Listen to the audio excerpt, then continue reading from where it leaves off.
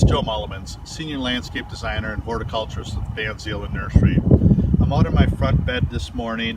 I want to show you this rose bed. This is the bed that I had done a taping of in the springtime, where I had cut the roses down. I was in cleaning up, I expanded the bed and remulched it. So these roses that are here, this is Sunrise Sunset.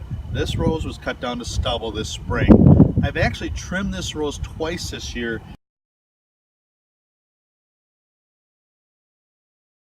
I want to talk to you a little bit more about roses. This is a rose that is called Sunrise Sunset. This particular rose is cast iron, tough as nails.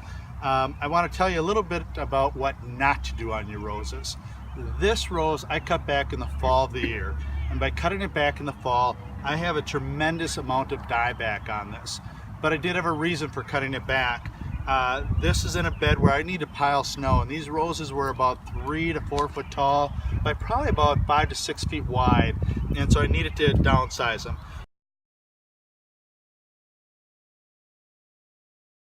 So these roses that are here, this is Sunrise Sunset. This rose was cut down to stubble this spring. I've actually trimmed this rose twice this year, getting rid of some of these long branches on it. It is in full bloom right now. It's got plenty of buds on it, and it's going to keep on going right till frost. It's a great rose. It's basically indestructible. I don't winter protect this.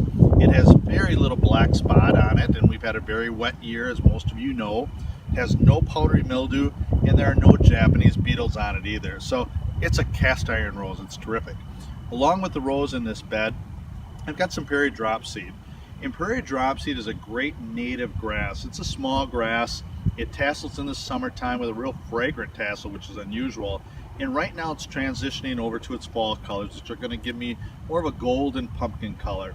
So along with prairie dropseed in this bed, I've got some Zagreb coreopsis. I've got Caradonna salvia. My anchor plant in here is a contorted hazelnut. But the plant that I added last year that I really like is this calamintha. And I've used calamintha for other clients throughout the years. I've never had it for myself. It is loaded with bees right now. It's been in bloom since June, and it's going to keep on going right till frost.